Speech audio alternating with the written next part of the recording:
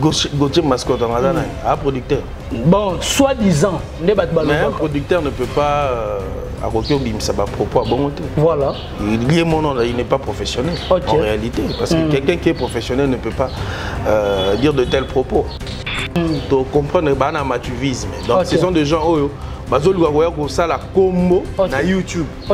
Omoni, il y a des gens qui donc c'est-à-dire que mabanga ils sous na force musicien na poité a omo ko luka soko ya yemoko na ba télévision ko loba.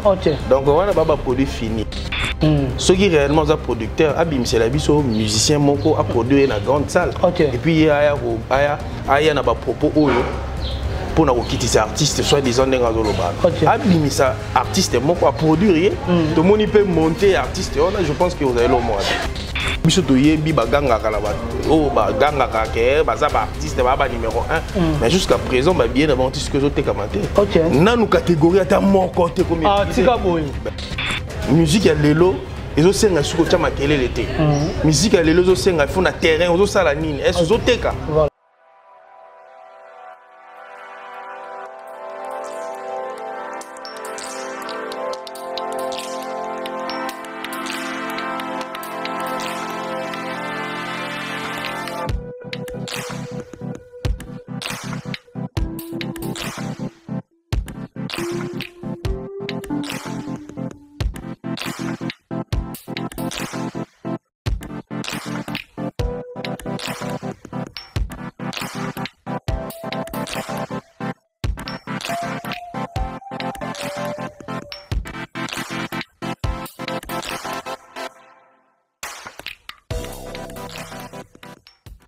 Voilà, merci Nabalandinho Soba, Rolanda Bisso, Baza disséminé à travers le monde entier. Awa, na héritier Iboula officiel et télévision. Comme je dis souvent, abonnez-vous vraiment massivement sur notre chaîne et ça la Bisso Kitoko na Eleng. Rolanda Bisso Awa, Rolanda Bisso pe na Global Moscou Télévision et place au Wapi.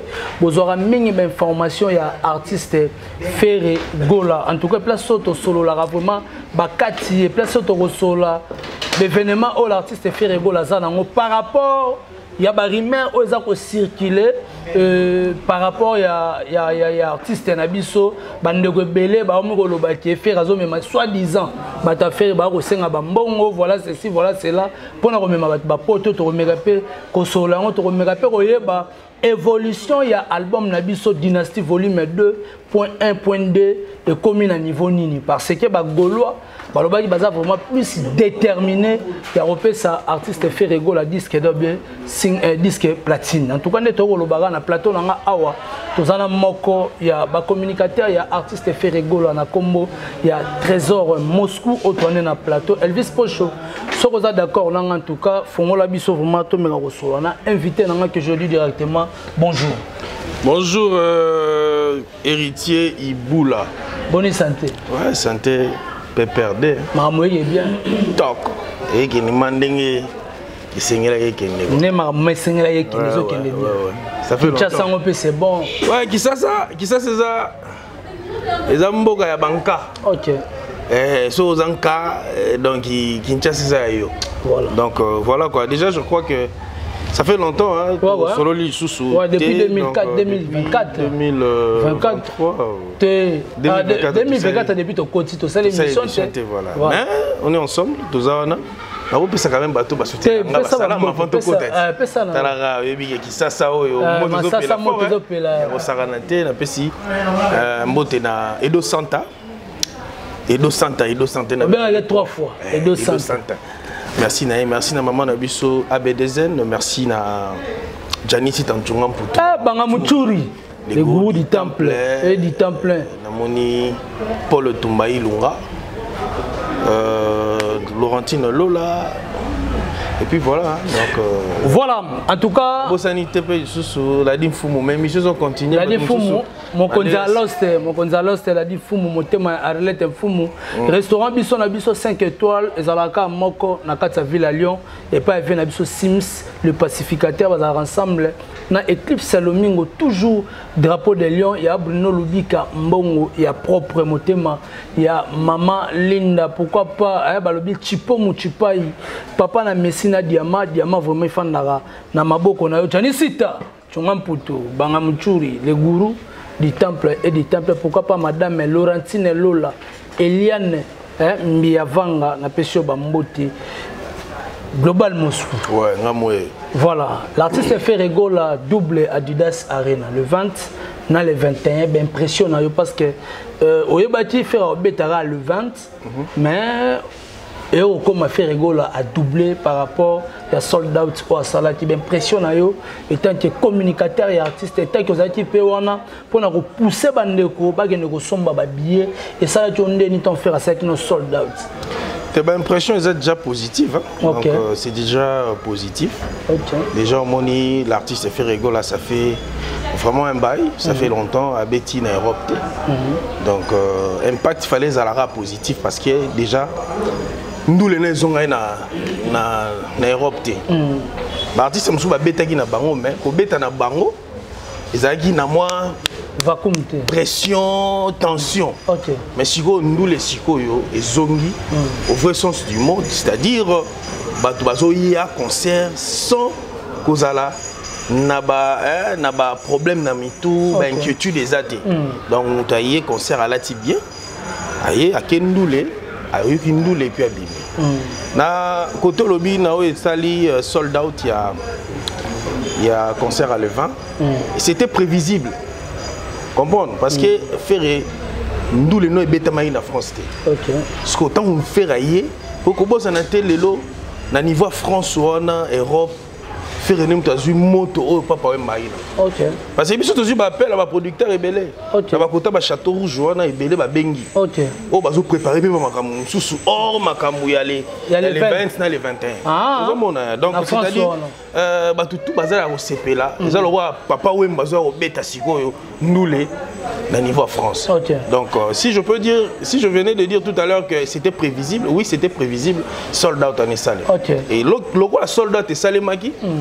Et pour CP les sous-souminés les va proposer artiste et deuxième date parce que bako propose au y a la deuxième date c'était soki date à liboso au te qui va billetté parce que boss en antenne konanga ba artiste belé oyo biso to yebi ba ganga kala ba o ba ganga ka ke ba za ba artiste ba numéro 1 mais jusqu'à présent ba bien avant artiste que zo te kamate na nous catégorie ata mon côté comme ah tika boy ben oui je te monto ganga ka numéro 1 ta même catégorie mon catégorie mon côté et ça épuisé. Vous comprenez? Éviter Elvis Pocho, ceux qui a balancer la biso, n'engeni ba soldat to fait rigoler la Betty. OK. Naba tout ça déjà qu'on est vers deuxième sold out. OK.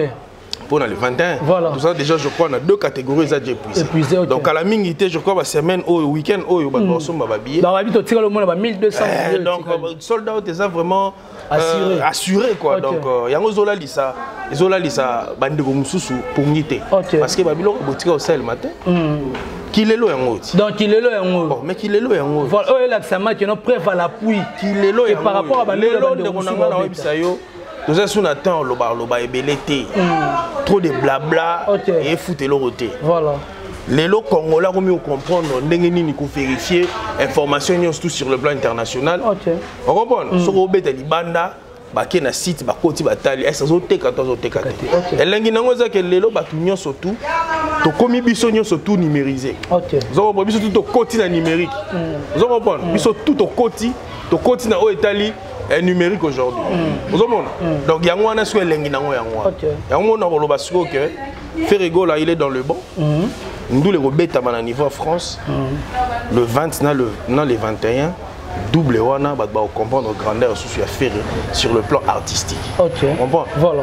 Donc c'est que moi je peux dire voilà, en tout cas au rôle wana par rapport il y a production quand il y a artiste Ferrigo là tout moni moko azape moko ya bana wenge mais ngana ko classer vraiment moi na wenge parce que bana wenge bazala ba esprit bana wenge ba perdre raté na combo ya golf kizola otomoni na émission o salati na kolobela na combo ya Ferré que Ferré ce qui a ta producteur moko abimi abeta Ferré na salle et nani Gauthier mascotte en tout cas ba excusez parce que golf kizola vraiment à moi na wenge wana ma moi na wenge vraiment pour faire ça comme Kendele wana c'est que à côté d'Abanzela Mosusu. Par rapport à Rolobati, Gauthier Mascotte a lobby par rapport à Ferry. Ceux qui producteur Mora Monani a lobby Gabet à Ferry Gol en a place à 50 000 places. Ferry Mora Boya au bêta t'es pas au Kokate. À Kokate, bon. Gauthier Mascotte un producteur. Bon, soi-disant, mais un producteur ne peut pas propos à bon côté. Voilà. Il n'est pas professionnel en réalité. Parce que quelqu'un qui est professionnel ne peut pas dire de tels propos. Vous comprenez? Donc, Babilo, on a analysé pour comprendre le matuvisme. Donc, ce sont des gens qui ont la combo na YouTube. Omoni, il y a des gens qui déjà makolo kilo. Donc c'est-à-dire babouake mabanga ils sous. Na force té. Musicien babouake ils sous na poité. Aomi kulukaso ko ya yemoko na ba télévision ko koloba. Donc on a baba produit fini. Donc bato bongo to kolanda bango té en réalité parce que a perdre de temps pour rien. Ceux qui réellement sont producteurs, abim c'est la biso musicien moko a produit na grande salle. Et puis aya na ba propos oyo pour nous quitter ces artistes, soit disant des ça artiste à produire, tout le monde peut monter artiste. Je pense que vous avez le mot. Voilà, tant que abimisa artiste à produire, puis tout le monde dans la salle, au artiste en Robert, mais à surtout au monde. Na muto bomba lobaki no faire aza incapable. Tant le big faire aza incapable Robert ça la bongo. Mais pourquoi qu'on ramener combo ya faire oya nango na émission oloba bongo et puis muto azobi benga qui naza producteur. Est-ce qu'un bon producteur oloba maramwa? Te on a lobi aza aventuré. Aventuré parce que faire a aussi la musique carrière naé selon ndenge cahier de charge nezali. Voilà. Donc faire azo ça la musique té pour mututel à sala qui boy. To mututel à beta qui sale boy. Non. Faire azana a feuille de route naé en fait. A na cahier de charge naé. Voilà. To loba gango déjà na ba émission belé. Tout le monde qui slogan mo ebima ki a tchada. Faire alanda qui slogan wana té pour rapidement tchada naé. OK.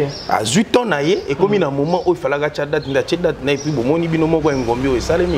Donc là on a ça na batuza que ba comprendre que lelo musique ya lelo ils ont senga suko chama kelele te musique ya lelo zo senga faut na terrain ozo sala nini est-ce zo teka parce qu'aujourd'hui fait rigolo ba réciter ça na terrain non ache deux dates naé tout monde sold out zo mon album naé lelo zo teka zo mon lelo aza parmi le 10 premiers concerts oyo zo betama na niveau ya France oyo aza bongo 4e donc batouana ezana ngora ba détracteur ya ferry zomona yana ba tumsu fera fina bango bouton bazwa ki pelekesi yana ba tumsu même sous alura akota contact na ferry fera fina da depuis kala tongo amona ka geno et simba tetika na yaka na ninga yaka na tuta et puis ça yebi ayebi be so ya tuta ayebi ke ba golo be ba oya ba o tuta parce que les TV za bongo quand tu passes à la télé au leki na télévision il faut s'attendre que ceux qui ont lobby mabé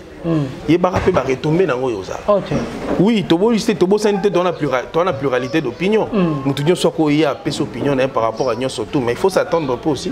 Quand on oppose à la liberté d'opinion, il y aura aussi des gens qui ont la liberté, mais qui ont recadré la liberté. Donc voilà, c'est un peu ça. C'est un aventurier d'abord de 1 parce que nous tous Aza réfléchi à mourir yaga maman côté kolo baba propos fait rigoler ça par rapport à cahier de charges naie producteur aïe à lobby nazo betisa yo Adidas Arena aboya aboya et puis ça va seul mythique et puis on me souvent on comprendre badou congolais to remis ko réfléchir loko là na ça libanga ozomona faire d'abord faut comprendre que pour tout ça, l'analyse un peu objective, artiste ferré, ça fait déjà longtemps à Betty na Europe. Stratégie na une équipe na babiti toyana nous boy. Pas ça la calme. Faire Robert basalo wana nyonso tout. OK. Pas ça la calme. Est-ce que par rapport à dire toi un artiste congolais moi déjà bêta na salle il y a 50 000 places na Congo. Azate. C'est qu'il y a à vivre dans Mokilo. 50 000. À combien de stades? Faire autre chose à 80 000. Plus de 80 000. Voilà. Ok. Donc, maintenant, tu as le niveau Europe. Voilà. Au niveau Europe, artiste autoyebi toki ko généraliser bango te parce qu'il y a aussi le Congolais oyo ba évoluer en France. OK. Mais surtout bito lo ba mage non Congolais a outima fraîchement Kinshasa. Vraiment bani kuna azana ete. Azati. Donc base apprécier lo baté, batik artiste fait rigolo là. Après ça je crois que le meilleur reste à venir. Voilà, le meilleur est Tikali Roya na bandeko tout ba kota la biso bo kende pe ko consommer clip ya visa en tout cas ça kende bien et puis to matisa to maximiser plus abonnés et au ça la biso kitoko vraiment na elengi. Trésor Moscou par rapport ya ba invité de marque na le 20 na le 21 est-ce qu'il y aura aussi des invités de marque? Par rapport à la salle non dans la catégorie la salle pour la salle il y a basket mais il faut déjà comprendre l'état d'esprit à faire la philosophie à faire faire déjà ça va genre batu moko alinga makambu na ye ye moko nano acha mutu surtout to peso exemple au monde que na dynastie aboya obimisa dynastie ya ina ba masa na ye voilà polo biba betali solo teke bisa to benda ba to salaki boye zomona abimisa ina no dynastie ya ye moko o ba bando zela ba martyriser ba bando zela ba ntimbo mususu ba éliminer donc o ba bando ko zela ba featuring na batu wana bando zela ba featuring ba zaki circuit ya mon artiste abimisa volume 1. OK. Ils ont déjà été d'esprit artiste. OK. Artiste déjà de yemo galinga pesa na no yemo énergie na ye et puis énergie ba dum souci ya na si. On a philosophie artiste. OK. Ozomona dembela na ba touté. Mais ce qui te logique par rapport à ba invité, moi je pense que Ferrego Laza déjà na discographie à Makasi. OK. Donc sans les invités ou avec les invités, je crois que l'artiste a toujours concert moko inédit.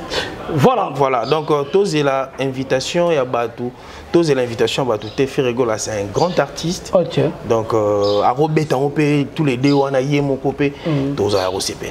Voilà, tous là vraiment il y a ROCP là concernant spectacle, n'est pas préparation ça le 20 le 21, je crois que tu revivras même le spectacle bien mais il faut la différente parce que artiste a ça la symbiose moko et de façon que le 20 ils ont une image là et puis le 21 ils ont une image là on ça peut stratégie à lumière par exemple on a la proposition donc pour nous différencier les deux spectacles il y a 2 jours il y a 2 jours on est sanga dans le tableau c'est différent on savait que non débat au tableau na nenga ciment lumière n'est pas différent c'est que lumière rouge et ça pour les 20 pour les 20 lumière par exemple orange et ça pour les 21 pour nous vraiment qu'on différencier un peu spectacle mais Ferré c'est un professionnel là où mais dans ça là et puis Ferré à l'encar alanka makambo bato amona yo avant na ne calme bato babulete ga yo malanka ya osakanati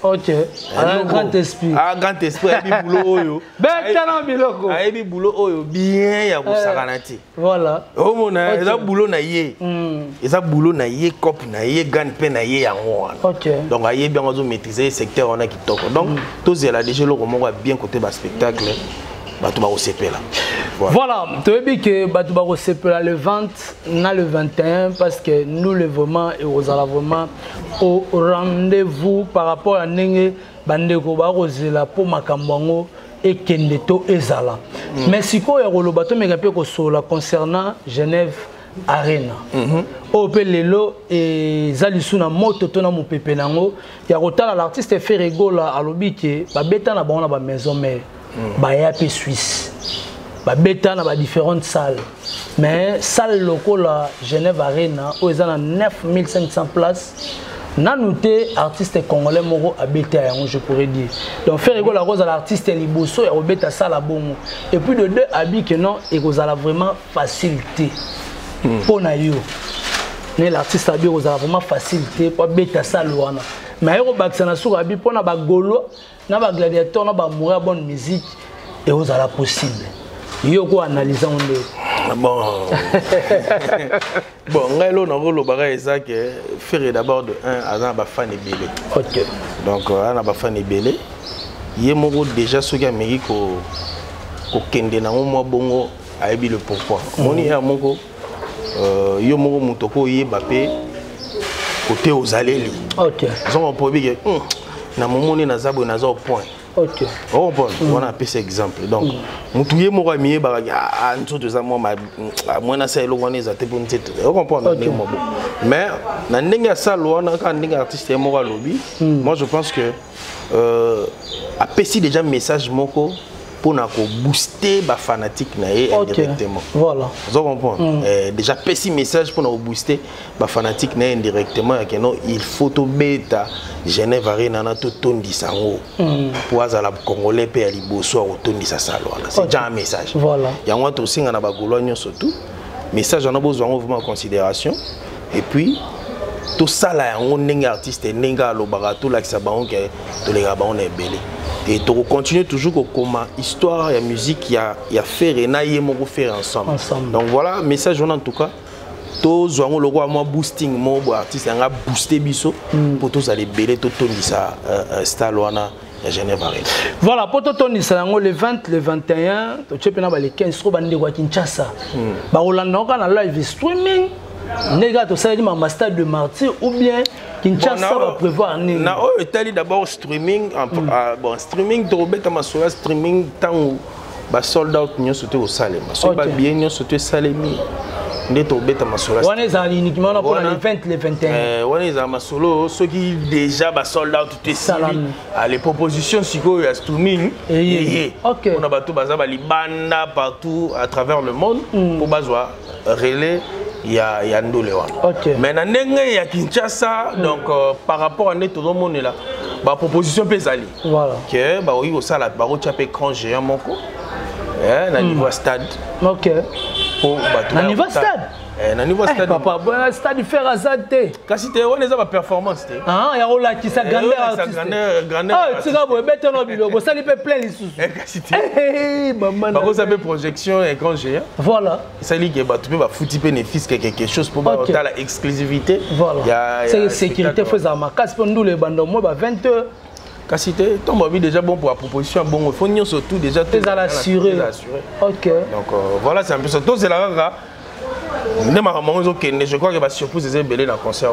Voilà, la surprise est belle dans le concert au artiste Ferrego la Robette la biso libanda mboka na ebi ke sanda ngata maman na petit Brown Junior na broli 10 match za otala biso na ebi assistance ya tonton K20 la PC ba mbote pourquoi pas tonton Bob Molema ya ba bien tonton famille bote za bon K20 Barabi Mongonzi migra en tout cas bada tellement belé zegula bat ba otala yo tonto yeba pe évolution pona mito to biso tout au kotika casquette somma billet venez acheter les billets merci koyo ba gaulois bana devoir à makasi o ba mo baloba ke faut pas pesa Ferrego disque d'or bien disque platine où sommes-nous évolution ya vente bon bah surprise c'est belle bah surprise c'est belle côté on a des questions moko moni na lobango toujours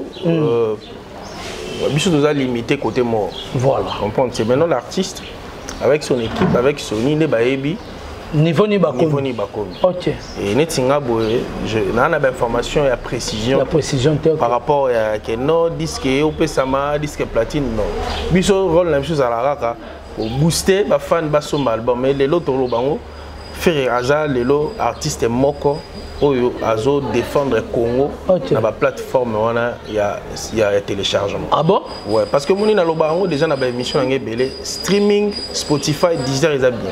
OK. Mais faut qu'on y en saka. OK. Spotify Deezer iTunes batunyo surtout ba ko streamer. Mais ingolo bateri batunyo surtout na pe belé bazana ba streaming premium. Ba plutôt na Spotify premium to Deezer premium. C'est pas tout le monde. Parce que dans la plateforme on a ba pesa ba toute possibilité tu peux télécharger mais yo ga na yo free. Mais si go faire plus de stream et ça bien. Vous comprenez? Parce qu'il y a des gens qui les lo. Mais tu ne peux jamais définir que non, stream on est free, to eza premium. Ya moni biso to yaka mingi siko ko tenga ma mingi côté téléchargement. Voilà. Parce que téléchargement vraiment c'est pragmatique en fait. Donc parce que na téléchargement on voit directement que na top 100 ba meilleure vente directement au bimi na top 100. Donc c'est-à-dire bah tout bah sombio. Au téléchargement ça tu mets ta carte. Voilà. Et bah soutirer au bon on a carte, il y a carte d'ailleurs. Tu vois c'est différent. Au mon donc na côté téléchargement net na iTunes topé na Amazon. Donc exactement que non au check automatique. Au check carte bah carte yo bon mbamo ekei. Au sombi. Mais si côté streaming moi tout défini topé tout mes analyser ça moi pas si parce que eza na lo ya bato belé. Bazo c'est là Spotify free. OK. Au moins l'artiste est belé non moi je fais plus de stream. Oui, tu fais plus de stream. C'est ma stream est payant. Voilà. Point d'interrogation. Mon biso doit retenga ma mingi na Amazon. Ça appelle ba détracteur mususu. Ba communicateur ya ba artiste mususu ba ya ko minimiser Amazon alors que ba artiste na bango pe baza na kati Amazon. Mais bazo bimater na top 100 ya ba meilleure vente. C'est aussi un message, c'est aussi une façon pour nous ya de motiver certains fanatiques aujourd'hui de consommer artiste na bango vraiment en mode téléchargement. Vous comprenez si Lelo fait rigolo azo chapeauter.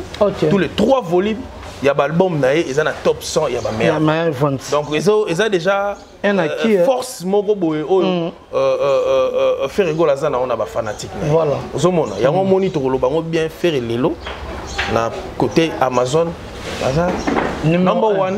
Voilà number 1 parce que Congolais mo azate on a biloko ba ya lo ba. Et puis tomba lo ba number 1 2 ans yango déjà. OK. Volume 1 il y a ma marathon. Voilà. Ils aura déjà la top 100 ba meilleure vente. Et puis le 2 volumes au artiste auto peut ça siko pe isa. Tout le 3 le 3 album, le 3 CD, Tissiko, ils ont la top 100, il y a ma mère. Donc c'est ce qui fait la force de la Magamuru Toro, le Belande, un mascotte, il n'y a pas de potona chokona, le Belande va bilora boy, mais bien au la facilité. Posons que ça va nous musu bazon à mananzela. Tout le monde a besoin de sucre. Ouais. Na bi ozana mutu ya douceur. Ya solo. Zo le misara mitema batonga lingama ozuma pembe bio e lo ba kufle golo. Ozo zoki sabat mitema ba kufa kala wa de so. Tout ya malene. Tout ya lo wa la keninga na raté ba muzindo. To comme vraiment la souka dernière question par rapport ya Mama solo ba rimer mo eza ko bima. Ya nini lisusu. Fere azomema bangulu ba bi ba un clic de gens o babimi ba obengaka batu bazo bengaka bango bien bango bazo proposer batu na ba kombo ya ba bera de Prince des Amunda na ba kombo ya Bedo Muzamba d'abord déjà faire ya ba DG Polo faire az artiste moko lelo az artiste az réglo d'abord de OK donc ba contre-temps et comme la artiste je pense que déjà côté artiste je pense pas c'est dans les sons je pense pas que artiste a beaucoup na ba bêtise on a bangulu OK faire c'est plus son travail et puis déjà dans mon artiste faire hasard artiste moi linga ba problème OK hasard artiste moi éviter ba problème fort donc on a pas na coin na ndinga yo hôtel ba tout na ndinga système plein d'esprit par rapport aux autres maman non bangulu on a faux débat OK faux débat la distraction artiste a aucun qui a aussi la boulot na ndenge sengeli a aussi peli sabato a beta ndula kitoko yango des important OK voilà en tout cas on est arrivé à la fin de notre émission na habité na bandeko tout bazoki vraiment temps ya Rolanda biso baza disséminé à travers le monde entier moi ba dédicace sur les amis na bandeko tout batali yo bigarati ezangate on ezangate c'est pour ça que ça n'est voilà OK mbote na maman ABDZ na pesi mbote na Paul Tumba Ilunga na pesi mbote na Maria José na pesi mbote bongo na Ladim Fumu na moni Edo Santa ba merci belé talara yo donc na moni pe sous maman na biso Mishingita Kongolo faut boire yo moto Mishingita Kongolo na niveau ba na niveau suisse wana ah oui na Sebadol Suisse noir OK Sebadol Baleoula wana muta goufle gola banda tonga Sebadol Baleoula na moni pe wana goufle bien ba papier neka namoni pe ya Nzambe Landu ya Nzambe Landu côté Suisse wana déjà ba tout faut ba somba déjà ba billet na bango Genève Arena faut somba déjà ba billet parce que makambo ezali nazoki déjà ba billet à Paul Tumba Ilunga somba ki da ba billet na donc voilà c'est un peu ça donc nous voilà et ozala